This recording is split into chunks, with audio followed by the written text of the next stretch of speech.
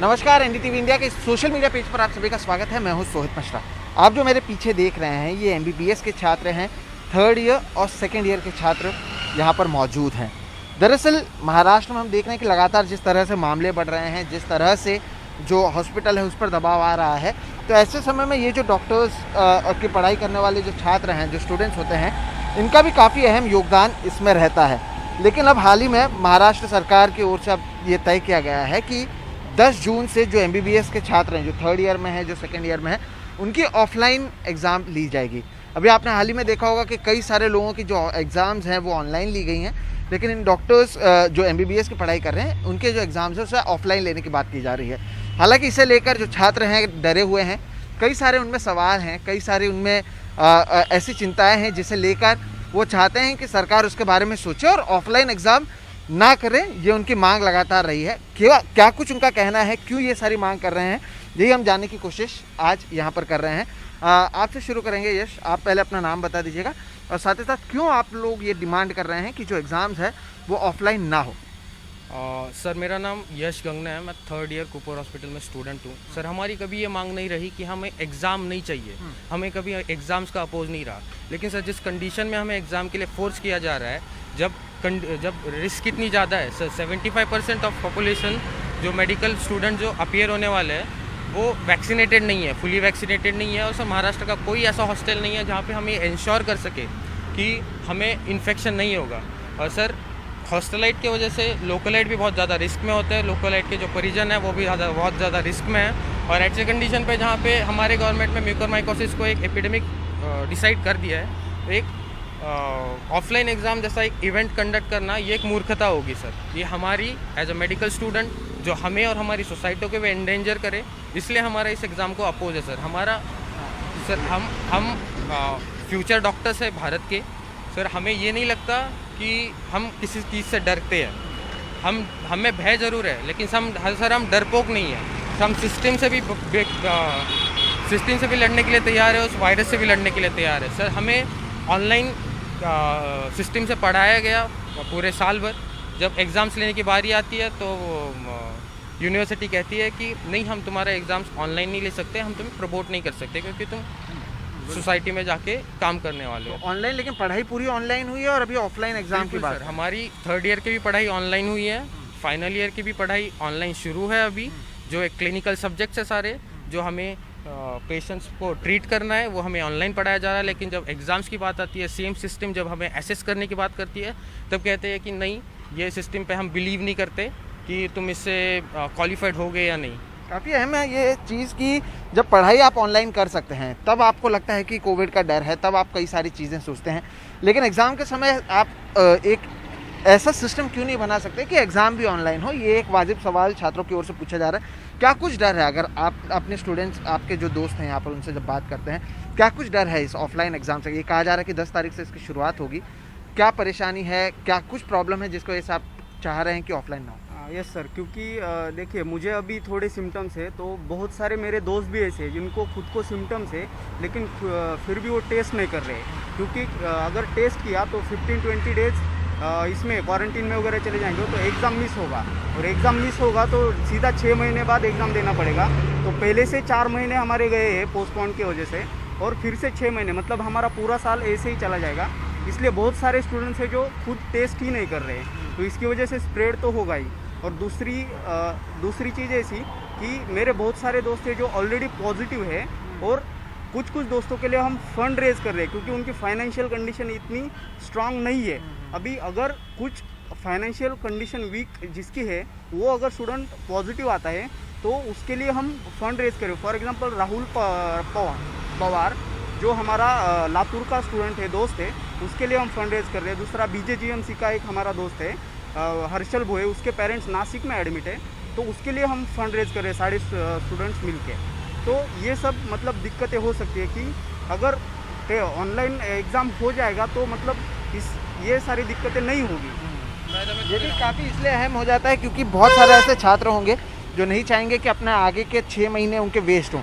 तो अगर उनमें सिम्टम्स भी होंगे, वो इसलिए टेस्ट नहीं करेंगे कि हो सकता है कि अगर वो पॉजिटिव आ जाएँ तो उसके वजह से वो शायद परीक्षा ना दे पाएँ, तो उसके लिए क्या सरकार ने कोई कदम उठाए हैं? साथ ही आपको ये समझना होगा कि अगर वो टेस्ट किए बिना आते हैं और एग्ज़ाम देते हैं, तो आप सोचिए कि जो फ्यूचर डॉक्टर्स हैं, जो वो सेंटर में होंगे, जो उस क्लास में होंगे जहाँ पर एग्ज़ाम चल रहा है, उनमें से कितने लोगों को ये संक्रमण फैल सकता है, कितने लोग और पॉजिटिव हो सकते हैं? क्या सरकार ने ये सारी चीज़ों के बारे में सोचा है? ये भी सवाल है। कई सारे स्टूडेंट्स पॉजिटिव भी हैं। आप में से कई लोग अभी भी कोविड ड्यूटी भी कर रहे होंगे, जो कोविड हॉस्पिटल में कर रहे होंगे। आप अपना नाम बताइए, आप क्या अभी ये काम कर रहे हैं, क्या हो रहा है? सर मेरा नाम आदित्य बिहानी है। मैं 3rd ईयर MBBS स्टूडेंट हूँ और अभी मैं BMC के K West वार्ड में as a covid warrior duty कर रहा हूँ।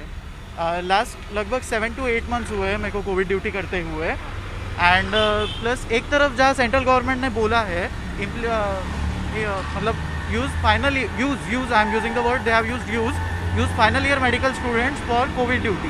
एंड एक तरफ जहाँ हमारी एग्ज़ाम है अभी 10 जून से, तो थ्योरी एग्ज़ाम प्रैक्टिकल एग्ज़ाम लगभग 1 महीने का पूरा गैप रहेगा। तो 1 महीना removing all the medical students may be intentionally और unintentionally from Covid duty will be a great loss for man power. कितने लोग ऐसे होंगे जो स्टूडेंट्स हैं जो मुंबई में कर रहे होंगे, जिन्हें निकाला जा सकता है? मुंबई में नियरली 150 स्टूडेंट्स है सर, जो कि पूरे 24 वार्ड्स ऑफ मुंबई में काम कर रहे हैं। और ऐसे महाराष्ट्र के अलग अलग जगहों पर भी? रेस्ट ऑफ महाराष्ट्र में भी लगभग एवरी डिस्ट्रिक्ट में मेडिकल स्टूडेंट्स को कोविड ड्यूटी पे लगाया हुआ है। काफ़ी अहम बात ये इसलिए हो जाती है क्योंकि सोचिए कि अभी से ही इतना दबाव है अस्पतालों पर, और उसमें से जो लोग उस सिस्टम का हिस्सा हैं, जो मदद कर रहे हैं, अगर उन्हें आप वहाँ से निकालते हैं तो और कितनी परेशानियाँ बढ़ जाएगी।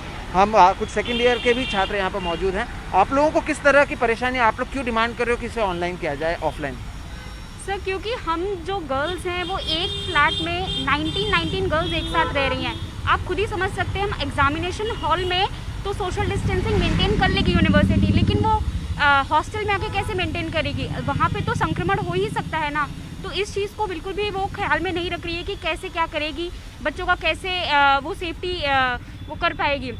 और दूसरी बात ये है कि हम 2 साल से एक ही सेकेंड ईयर में ही हैं हम लोग, और इससे हम लोग को कितना मेंटल डिप्रेशन हो रहा है। हम लोग को अभी समझ में नहीं आ रहा है कि हम सेकेंड ईयर का पढ़ें या 3rd ईयर का पढ़ें। हमारा खुद का लॉस हो रहा है। सेकेंड ईयर में हमारा क्या होता है कि हमको 3rd ईयर भी पढ़ना रहता है, प्लस हमें 4th ईयर के सब्जेक्ट्स भी करने रहते हैं। हमारी सारी की सारी क्लिनिकल पोस्टिंग्स जो हैं वो हमारी ऑनलाइन हो रही है। जब हमें खुद कुछ दिखाया नहीं जाएगा, कुछ कराया नहीं जाएगा, तो आप कैसे एक्सपेक्ट करते हैं कि हम वो चीज़ काम कर पाएंगे वहाँ पे? तो ये चीज़ बिल्कुल भी नहीं सोच रही है, और वो हमें पढ़ा ज़रूर ऑनलाइन रही है, लेकिन हमें ऑफलाइन एग्ज़ाम्स लेने के लिए मजबूर कर रही है। तो उसे हमारी कंडीशंस को ध्यान पर रखना चाहिए, और उसके अकॉर्डिंग मेडिकल एजुकेशन में जो चेंजेस है वो लाने चाहिए। हमेशा हमें ऐसा नहीं होता है, पैंडेमिक जो है वो 100 ईयर्स में एक बार आया है, तो हम अपने जो सॉल्यूशंस है वो हमें नए नए लेके आने चाहिए। जैसी कंडीशन होती है उसके हिसाब से हमें चेंजेस लाने चाहिए, जो कि जो ये गवर्नमेंट नहीं कर रही है। हमारा पूरा मेडिकल सिस्टम ये चीज़ नहीं कर रहा है। हमें इवॉल्व होना रहता है, तो वो ये नहीं कर रहे हैं। काफ़ी अहम चीज़ है कि जब ये एक ऐसा समय है जब चीज़ें कुछ अलग हैं, कुछ विपरीत हैं, तब उस समय में आप वो पिछला सोल्यूशन ही लेकर कैसे चल सकते हैं? क्या जिन लोगों ने ये नियम बनाया, क्या उन्होंने सोचा कि अगर एक एक रूम में जैसे कहा जा रहा है 18-19 लोग रह रहे हैं, वो किस तरह से पढ़ेंगे, किस तरह से रहेंगे? सभी लोग, हो भी सकता है कि मुंबई में ना हो, कई लोग अपने गांव की ओर गए तो वापस मुंबई में आएंगे, वो टेस्ट करा कर आएंगे या नहीं आएंगे? एक एक हॉस्टल के अगर एक एक रूम में इतने लोग रह रहे हैं, और ठीक उसी तरह से अगर एग्जामिनेशन सेंटर में इतने बड़े पैमाने पर लोग जाएंगे जिसमें से कई लोग पॉजिटिव हो सकते हैं, तो क्या इससे परेशानी नहीं बढ़ेगी?